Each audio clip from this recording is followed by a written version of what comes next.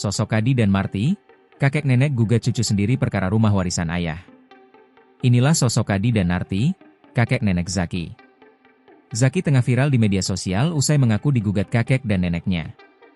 Usai pengakuan Zaki viral, Kadi dan Narti muncul. Mereka mengaku malu dan tertekan dengan berita yang viral saat ini. Kadi dan Narti pun menguak awal gugatan soal rumah warisan tersebut. Adapun kuasa hukum dari kakek dan nenek Ade Firmansyah Ramadan menjelaskan kliennya tidak sejahat sebagaimana yang dipikirkan oleh warganet. Diketahui kasus kakek gugat cucunya di Indramayu ini mencuat hingga jadi sorotan karena turut menyeret Zaki Fasaidan, 12, selaku tergugat 3. Tergugat lainnya ditujukan kepada Heriatno, 20, selaku kakak dari Zaki sebagai tergugat 2 dan ibu mereka Rastiah, 37, sebagai tergugat 1. Gugatan ini perihal rumah peninggalan almarhum ayah mereka yang berlokasi di Desa Karangsong, Kecamatan Kabupaten Indramayu. Ade menyampaikan, Kadi dan Narti ini sebenarnya juga tidak mau jika masalah ini harus sampai ke pengadilan karena menyangkut kedua cucu mereka.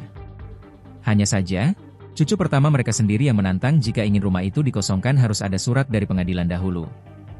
Ini berarti kan mereka yang minta digugat, padahal sebenarnya dari pihak kakek dan neneknya sendiri untuk melaporkan ke polisi atau pengadilan tidak mau, karena ini cucunya sendiri, ujar dia di kantor lebih Dharma Bakti Indramayu, Selasa, 8 Juli 2025, melansir dari tribunjabar.com. Ade menyampaikan, kliennya tersebut saat ini kondisinya tertekan secara batin. Mereka merasa malu dengan kabar yang beredar sekarang.